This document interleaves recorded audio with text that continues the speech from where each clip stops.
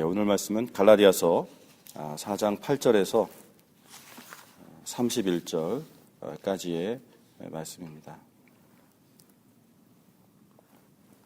같이 읽도록 하겠습니다. 그러나 너희가 그때에는 하나님을 알지 못하여 본질상 하나님이 아닌 자들에게 종노릇 하였더니 이제는 너희가 하나님을 알 뿐 아니라 더욱이 하나님이 아신 바 되었거늘 어찌하여 다시 약하고 천박한 초등학문으로 돌아가서 다시 그들에게 종노릇 하려느냐.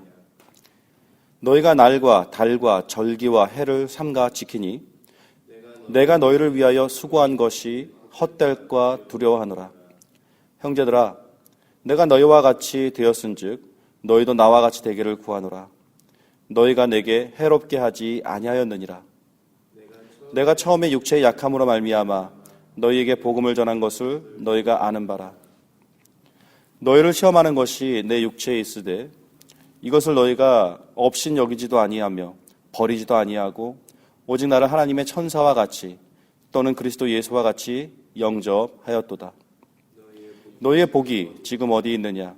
내가 너희에게 증언하노니 너희가 할 수만 있었더라면 너희의 눈이라도 빼어 나에게 주었으리라. 그런즉 내가 너희에게 참된 말을 함으로 원수가 되었느냐? 그들이 너희에게 대하여 열심내는 것은 좋은 뜻이 아니요 오직 너희를 이간시켜 너희로 그들에게 대하여 열심을 내게 하려 함이라. 좋은 일에 대하여 열심으로 사모함을 받음은 내가 너희를 대하였을 때뿐 아니라 언제든지 좋으니라. 나의 자녀들아, 너희 속에 그리스도의 형상을 이루기까지 다시 너희를 위하여 해산하는 수고를 하노니 내가 이제라도 너와 함께 있어 내 언성을 높이려 함은 너희에 대하여 의혹이 있음이라. 내게 말하라. 율법 아래에 있고자 하는 자들이 율법을 듣지 못하였느냐? 기록된 바 아브라함에게 두 아들이 있으니 하나는 여종에게서 하나는 자유 있는 여자에게서 났다 하였으며 여종에게서는 육체를 따라 났고 자유 있는 여자에게서는 약속으로 말미암았느니라. 이것은 비유니 이 여자들은 두 언약이라. 하나는 신의 산으로부터 종을 낳은 자니 곧 하갈이라. 이 하갈은 아라비아에 있는 신의 산으로서 지금 있는 예루살렘과 같은 곳이니 그가 그 자녀들과 더불어 종노릇하고 오직 위에 있는 예루살렘은 자유자니 곧 우리 어머니라. 기록된 바 잉태하지 못한 자여 즐거워하라. 산고를 모르는 자여 소리질러 외치라. 이는 홀로 사는 자의 자녀가 남편 있는 자의 자녀보다 많음이라 하였으니 형제들아, 너희는 이삭과 같이 약속의 자녀라. 그러나 그때에 육체를 따라 난 자가 성령을 따라 난 자를 박해한 것 같이 이제도 그러하더라. 그러나 성경이 무엇을 말하느냐? 여종과 그 아들을 내쫓으라. 여종의 아들이 자유 있는 자의 아들과 더불어 유업을 얻지 못하리라 하였느니라. 그런즉 형제들아, 우리는 여종의 자녀가 아니요 자유 있는 여자의 자녀니라. 아멘. 지금 사도 바울이 지금 이 말씀을 나누고 있는, 지금 이 편지를 보내고 있는, 이 편지를 받는 자들은 이방인들입니다.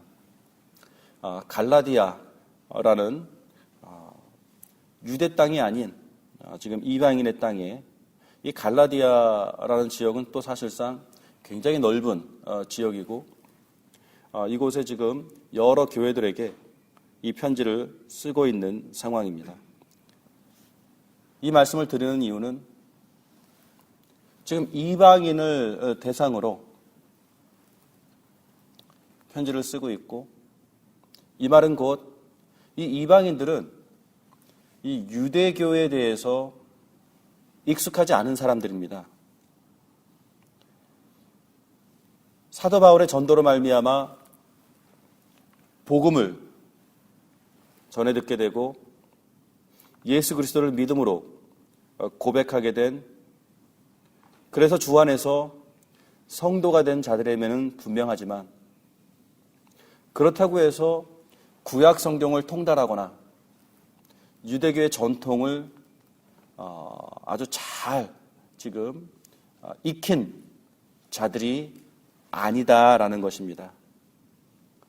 그런데도 갈라디아서를 쭉 묵상해오고 또 오늘의 말씀을 묵상하면서 좀 이상한 점을 여러분들이 발견하셨다면 참 집중해서 잘 읽은 겁니다 라고 말씀을 드리고 싶습니다. 왜냐? 지금 이방인들을 향하여 사도 바울이 이 복음의 소통을 하고 있는데 이 갈라디아서는 또 오늘의 본문의 말씀에도 그렇고 구약에 대한 말씀을 굉장히 많이 언급하고 있습니다. 이상하지 않습니까? 예를 들어서 우리가 복음서를 보더라도 마태복음 같은 경우는 정말 구약에 대한 인용을 많이 하고 있습니다. 그래서 우리는 그 마태복음은 아마도 그 유대인들을 대상으로 쓴 복음서일 것이다 라고 얘기합니다. 왜 그렇습니까? 그에 반면 마가복음을 읽다 보면은 마가복음은 구약에 대한 언급이 거의 나오지 않습니다. 그래서 이 마가복음을 볼 때에는 이것이 정말 이방인들을 향하여 소통하고자 쓴 책이구나 라는 것을 우리가 생각해 볼 수 있다라는 것입니다. 그렇습니다. 구원을 받는 데 있어서 예수 그리스도를 주로 고백하는 데 있어서 이 유대교의 관습과 전통과 그들의 어떤 사상들을 많이 이해해야 할 그런 필요는 없는 것입니다. 구약을 공부하더라도 이 구약이 복음 안에서 어떻게 완성을 했는가와 접목시켜서 공부를 해야 됩니다. 그래서 신학을 공부하는 신학생들에게 있어서도 동일한 어떤 그 학업의 그 목표는 무엇이냐면 구약을 연구하고 구약을 공부하되 구약을 그냥 구약 자체에서 머물러 있는 학문으로 공부한다면 그것은 온전한 학문을 이루지 못하게 됩니다. 굳이 학문이라는 표현을 써서 죄송합니다만 어떤 그 신학 또 신앙적인 어떤 그 완성을 그런 방법을 통해서는 이룰 수가 없다라는 것입니다. 구약은 우리가 갈라디아서를 통해서도 계속 보는 거지만 지금 그림자로서 장차 오실 그 실체를 지금 가리키고 있는 것입니다. 그래서 구약을 공부하면서 구약에만 머물러 있으면 어떤 문제가 생깁니까? 그림자만 공부하는 겁니다. 여러분, 그림자라는 것이 얼마나 애매한 겁니까? 분명히 형체는 보이지만 그 형체가 누구의 것인지 정확하게 어떤 모양을 띠고 있는지에 대해서는 도무지 그림자만 봐서는 알 수가 없는 것입니다. 진짜 실체를 봐야 됩니다. 그리고 그 실체를 봐야 그림자가 이해가 됩니다. 이 그림자가 누구의 것이었구나. 또 이 그림자가 이러한 모양을 지금 보여주고 있는 것이었구나. 그렇습니다. 실체가 없이는 그림자가 의미가 없는 것입니다. 그리고 실체가 있다면 실체를 바라보는 것이 마땅합니다. 실체가 있는데 그 실체는 바라보지 않고 실체가 있음에도 불구하고 계속해서 그림자만 바라보겠다라고 하면 참 어리석은 일입니다. 한 걸음 더 나아가서 실체가 있는데 그림자도 동일하게 보아야 한다라고 이야기를 한다면 이것 또한 상당히 위험한 발언이 됩니다. 그렇습니다. 우리가 세상을 살아가면서도 우리의 이치가 어떻습니까? 우리의 본능적으로 우리의 삶의 이치 속에서도 우리는 사람을 보지 그 그림자를 보지 않습니다. 여러분들 중에 사람을 만나면서 그 그림자를 확인하는 사람 있습니까? 없습니다. 실체만 보면 그 사람만 보면 그림자는 완전히 해결됩니다. 그림자는 사실상 그렇게 안 봐도 실체만 잘 이해한다면 도움이 되는 것입니다. 어떤 면에서는 완벽한 이해가 되어줄 수는 없겠지만 우리가 구약을 연구하고 구약을 공부하는 이유는 그 안에서 예수 그리스도를 발견하고 예수 그리스도께서 구약의 이야기를 어떻게 완성시키셨느냐 이해하는 데에 있습니다. 이것은 마치 외국 영화를 보는 것과 마찬가지일 것입니다. 구약은 그림입니다. 그래서 우리가 외국 영화를 볼 때에 어쨌든 대충 흐름은 파악할 수 있지만 서로 대화가 어떤 대화가 있었는지, 지금 어떤 말을 들었길래 그 사람이 저러한 리액션을 보이고 있는지에 대해서 도무지 그림만 봐서는 이해할 수가 없을 것입니다. 하지만 우리가 그 그림을 자막과 함께 볼 때에 그때야 비로소 우리가 보았었던 그 영상이 자막을 통해서 정확하게 우리들에게 소통이 되는 것입니다. 구약은 영상입니다. 아무리 읽고 연구해도 구약만을 가지고는 도무지 그것이 무엇을 의미하고 있는지에 대해서 알 길이 없습니다.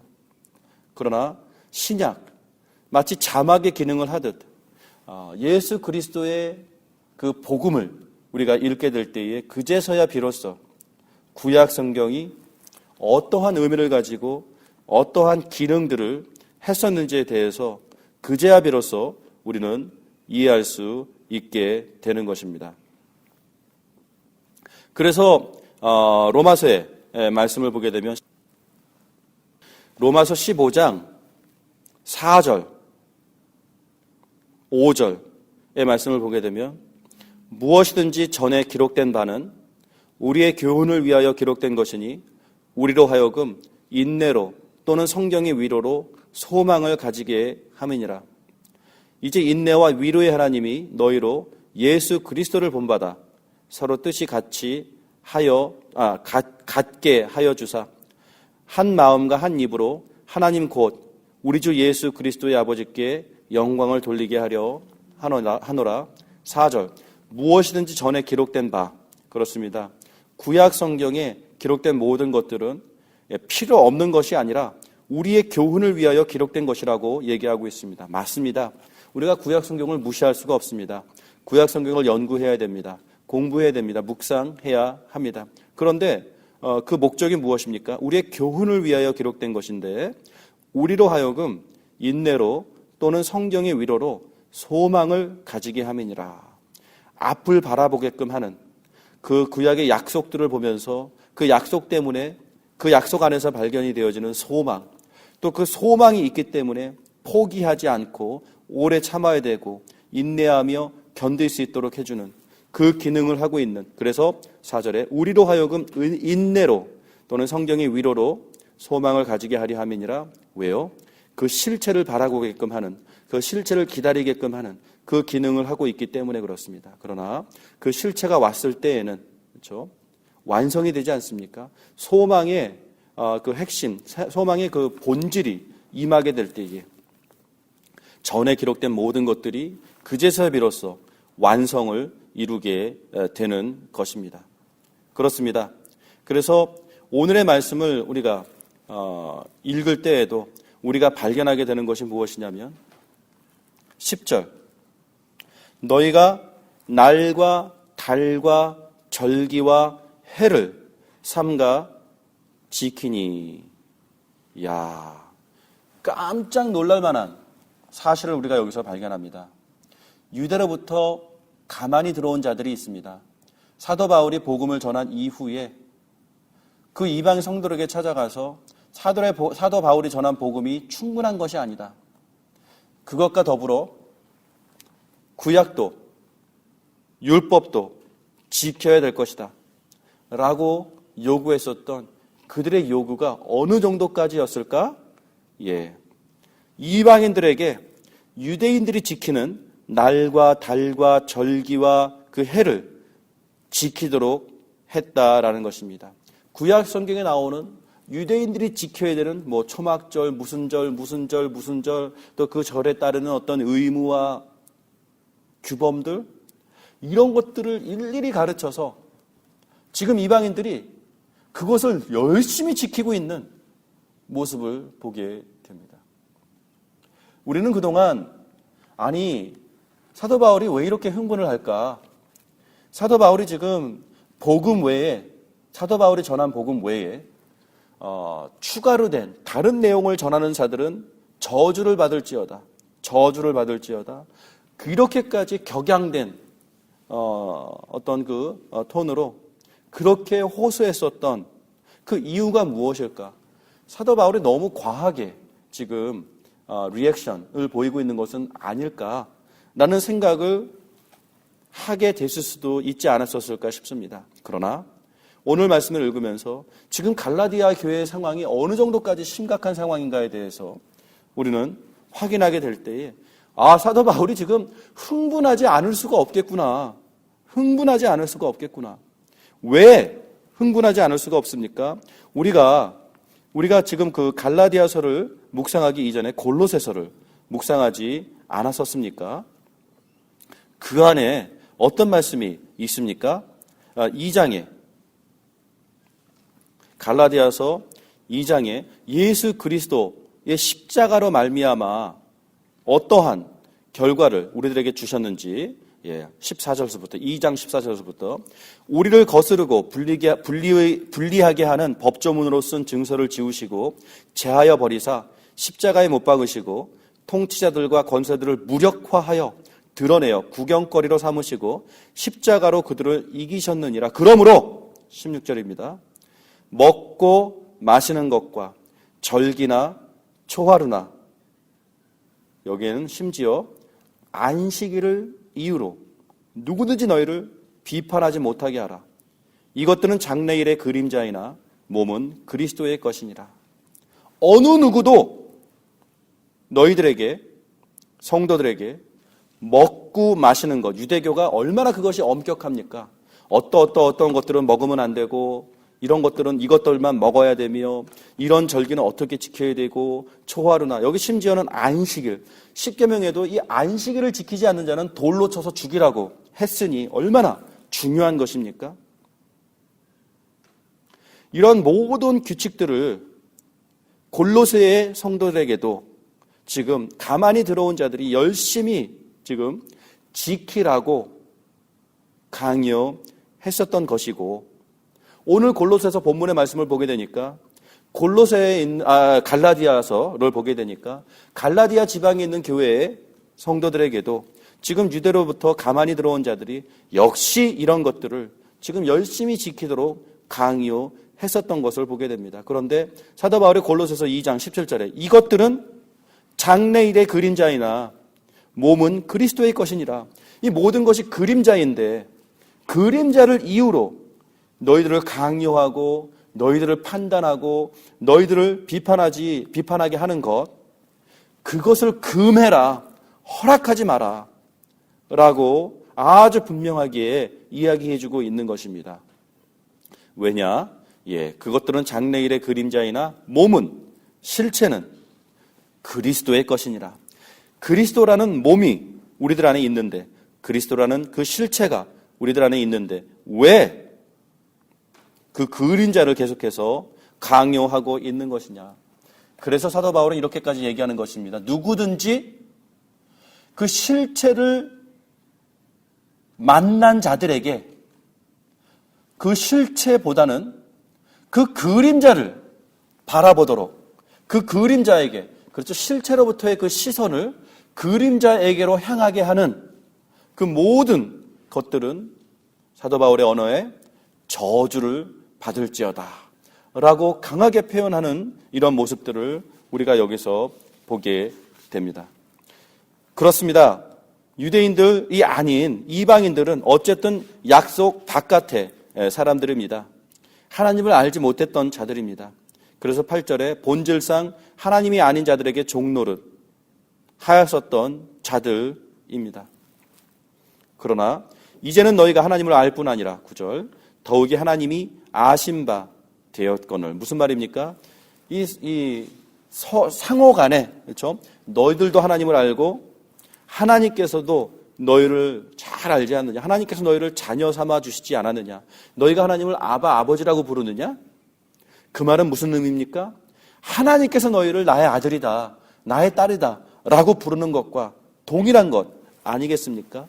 이렇게 서로가 서로를 정말 부모와 아버지와 이 자녀의 관계로서 알게 되는 친밀한 사이가 되었는데 9절 계속해서 어찌하여 다시 약하고 천박한 초등학문으로 돌아가서 다시 그들에게 종노릇하려 하느냐.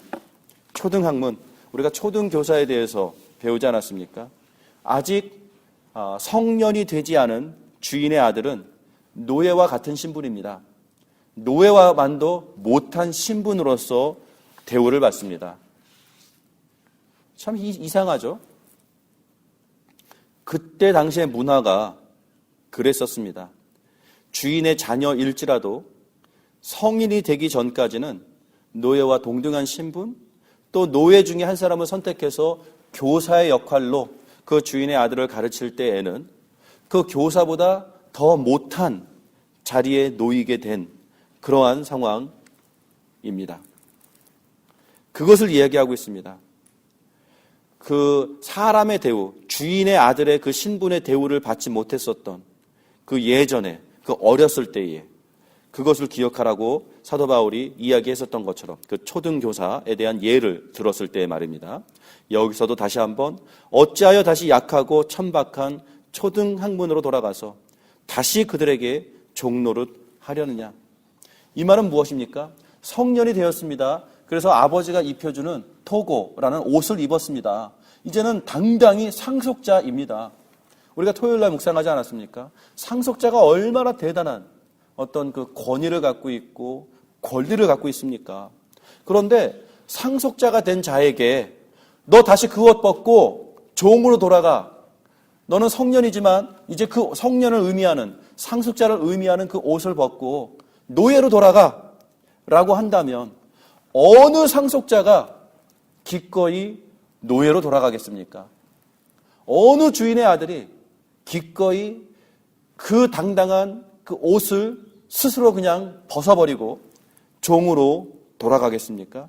이건 불가능한 일입니다. 이건 이치에 논리적으로도 상식적으로도 용납할 수 없는 것입니다. 그런데 유대로부터 가만히 들어온 자들이 지금 이 상속자들에게 노예로 돌아가라고 설득을 했고 그 설득이 먹혀서 지금 이들은 기꺼이 노예로 돌아가 버린 이 모습을 사도 바울이 보고 있는 것입니다. 그러니 사도 바울이 얼마나 속상하겠습니까? 그래서 11절에 내가 너희를 위하여 수고한 것이 헛될까 두려워하노라. 이렇게 호소하고 있는 것입니다. 그들에게 전한 복음이 수포로 돌아갈 것이다 라는 것을 지금 아주 심각하게 우려하고 있는 것입니다. 그러면서 사도 바울이 이제 12절서부터 인간적으로 호소합니다. 여기에 보게 되니까 약간 사연이 나오지 않습니까? 어떠한 사연이 나옵니까? 13절 내가 처음에 육체의 약함으로 말미암아 너희에게 복음을 전한 것을 너희가 아는 바라. 처음에 바울이 이들을 만났을 때에 사도 바울에게는 지병이 있었습니다. 그리고 그 지병은 14절 너희를 시험하는 것이 내 육체에 있으되. 이 표현을 보게 되니까 사도 바울의 지병이 상당히 좀 그 관계하는 데 있어서 굉장히 큰 장애가 되었었던 것 같습니다. 지금 갈라디아 지방에 있는 성도들을 처음 만났을 때에 그 성도들이 그 이방인들이요 사도 바울을 만났을 때에 그 사도 바울이 갖고 있는 그 지병, 그 질병과 질병이라도 얘기할 수 있고 또 지병이라고 얘기할 수도 있겠죠. 그것을 숨기지 못했었던 것 같고요. 그것이 상당히 적나라하게 노출이 되어서 그것이 관계하는 데에 상당히 장애가, 지장이, 방해가 되었었던 것을 보게 됩니다. 어느 정도까지입니까? 너희를 시험하는 것이 내 육체에 있으되 이것을 너희가 업신 여기지도 아니하며 버리지도 아니하고 라는 표현을 씁니다. 그렇습니다. 어떤 질병인지는 모르지만 그것이 유발되었을 때에 사람들에게 있어서 상당히 업신여기게 되어질 정도로 그 증상이 보여졌었나 봅니다. 이런저러한 성경에 사도 바울의 서신을 통하여서 사도 바울 스스로가 고백하는 자신의 몸의 연약함을 쭉 종합해서 연구해 보면 혹자는 사도 바울이 이런저런 질병들 중에 유독 간질병이 있지 않았었겠느냐라는 의견을 낼 정도로 사도 바울은 육신의 연약함이 상당히 큰 핸디캡이었습니다. 복음을 전하다가 갑자기 바닥에 드러누워서 입에 거품을 물고 발작을 일으키면 얼마나 그것이 시험거리가 되고 14절처럼 너희를 시험하는 것이 내 육체에 있으되 이것을 너희가 업신여기지도 아니하고 버리지도 아니하고. 그래서 이 구절이 간질병이 아니었을까를 생각하게 되는 굉장히 유력한 또 표현이 되지 않을까 싶습니다. 그렇다고 해서 사도 바울이 정확하게 그 사람의 병명은 간질병이었다 그렇게 말하는 것은 아닙니다. 그렇죠? 절대로 그렇죠. 사도 바울이 무슨 병인지는 모르지만 상당히 몸에 핸디캡이 있었습니다. 그럼에도 불구하고 그들의 관계가 어떻습니까? 그러한 육신의 연약함 속에서도 사도 바울이 복음을 충분히 전할 수 있었었고 그런 상황 속에서 오직 나를 하나님의 천사와 같이 또는 그리스도 예수와 같이 영접하였도다.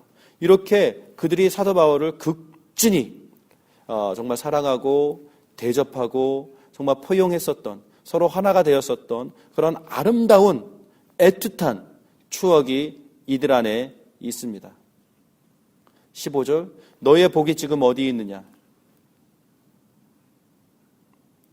얼마나 속상합니까? 너희의 기쁨이 어디에 있느냐. 지금 복음을 처음 만나고 우리가 주 안에서 하나가 되었을 때 누렸었던 그 행복과 그 기쁨과 그때의 정말 아름다운 추억들이 지금 어디 있느냐. 지금 어디 있느냐. 내가 너희에게 증언하노니 너희가 할 수만 있었더라면 너의 눈이라도 빼어 나에게 주었으리라. 정말 너희가 나를 얼마나 사랑했는지 내가 안다. 이렇게 얘기하고 있습니다. 그런데 그 사람들이 지금 사도 바울을 향하여 지금 무엇을 하고 있습니까? 물음표를 던지고 있잖아요. 그 사람이 정말 그 사람이 사도였을까? 정말 그 사람이 전한 복음이 충분한 것이었을까? 이러한 질문들을 하고 이제는 더 이상 사도 바울에 대해서 여러 가지 의혹들을 가지고 이 사도 바울을 이제는 어떤 면에서는 그 관계를 이제 끊어내려고 하고 있는 이런 안타까운 모습을 전해 들으면서 사도 바울이 지금 정말 눈물로 호소하고 있는 것입니다. 그래서 16절에도 계속해서 그런즉 내가 너희에게 참된 말을 함으로 이제 원수가 되는 거냐 우리가. 얼마나 안타까운 상황이 지금 벌어지고 있습니까? 사도 바울이 지금 이들에게 이 관계에 단절이 되어질 수 있는 각오를 하고 서로 평생 등을 돌려야 되는 상황이 될 수도 있는 것을 각오를 하고 다시 한번 이들에게 복음을 호소하고 있는 것입니다. 그러면서 얘기합니다. 내가 너희를 얼마나 사랑했는지 너희들 알지 않느냐. 너희들도 나를 정말 동일하게 사랑하지 않았느냐. 우리에겐 사랑이 있었다. 그 신뢰가 있었다. 우리에게는 그 하나됨이 있었고 나의 연약함이 전혀 너희들에게 문제가 되어지지 않고 너희들이 나를 영접하고 정말 나를 얼마나 극진히 대했었느냐. 나의 연약함을 너희들이 알면서도 그렇게 극진히 대했었던 너희가 이제는 나에 대한 의혹들을 완전히 품어서 나를 끊어버리려고 하고 있고 그래서 관계뿐만이 아니라 그 복음까지도 이제는 저버리게 되는 이런 모습들을 보여지고 있는데 그러면서 너희들이 그러한 것을 만들은 그렇죠. 이 유대로부터 온 가만히 들어온 자들 너희들이 그들을 이제는 사랑하고 존중하고 그들이 시키는 대로 그대로 다 따라서 하고 있는 모습을 보이고 있지만 17절 그 사람들이 너희에게 대하여 열심을 내는 것은 좋은 뜻으로 하는 것이 아니다. 나는 목숨을 걸고 좋은 뜻으로 너희와 관계했고 너희에게 그러한 정말 목숨을 걸고 열심을 내었던 것이 얼마나 정말 하나님 앞에서 선한 의도를 가지고 한 것인지 너희들이 알지 않느냐. 그러나 이 사람들이 너희에게 열심을 내는 것은 그러한 좋은 뜻으로 하는 것이 아니고 그들의 열심의 실체는 오직 너희를 이간시켜 너희로 그들에게 대하여 열심을 내게 하려 함이라. 이간시킨다라는 거예요. 사도 바울과 그 성도들 간에 이간을 시켜서 서로 안 보게 하고 그 대신 그 성도들에게 대하여 유대로부터 온 가만히 들어온 자들, 그들을 향하여 열심을 내게 만들기 위한 그 목적을 가지고 이들이 그렇게 지금 너희들 안에서 수고하고 있는 것이다. 18절, 너희들이 좋은 목적으로 좋은 것을 향하여 열심을 낸다면 그것은 언제든지 칭찬받을 일이다. 이 말씀을 하고 있는 것입니다. 좋은 일에 대하여 열심으로 사모함을 받으면 내가 너희를 대하였을 때뿐 아니라 언제든지 좋으니라. 그러나 엉뚱한 일에 대하여 열심을 내고 사모함을 보이는 것은 얼마나 이것이 잘못된 것이며 위험한 것인지. 그래서 19, 20절, 나의 자녀들아, 다시 한번 소통합니다. 너희들은 나의 자녀다. 그리스도 안에서 복음으로 새롭게 태어난 자들 아니냐. 나의 자녀들아, 너희 속에 그리스도의 형상을 이루기까지 다시 너희를 위하여 해산하는 수고를 하느니. 이 표현이 나오죠. 나의 자녀다. 너희들은 이미 출생이 되었고 출생 신고가 되었고 하나님의 호적에 등록이 되어진 자들이다. 그런데 너희들을 위하여, 이미 태어난 너희들을 향하여 내가 다시 해산하는 수고를 해야 하는 상황까지 우리가 이르렀다 라고 얘기합니다.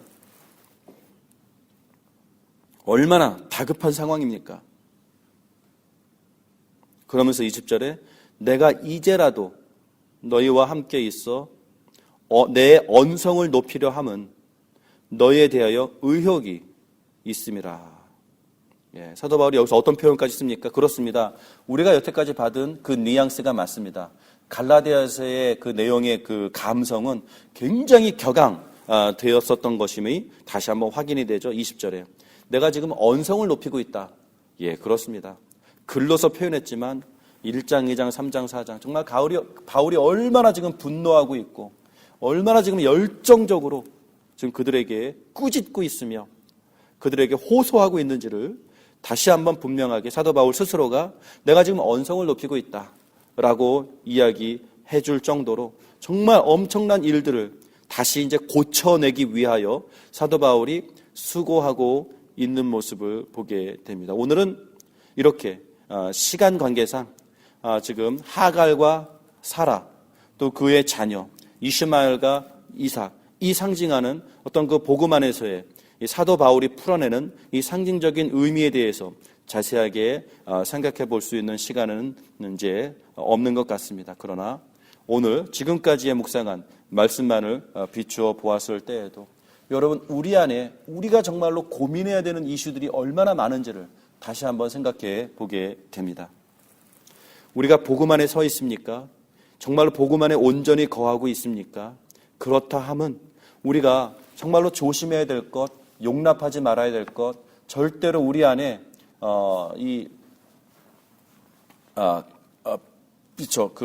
포용하지 말아야 될 것들이 분명히 있음을 우리가 다시 한번 확인했으면 좋겠습니다. 오늘날 우리 주변에 얼마나 많은 이단들이 있는지 모릅니다. 그리고 우리들 안에 가만히 들어온 자들이 있을 수 있고요.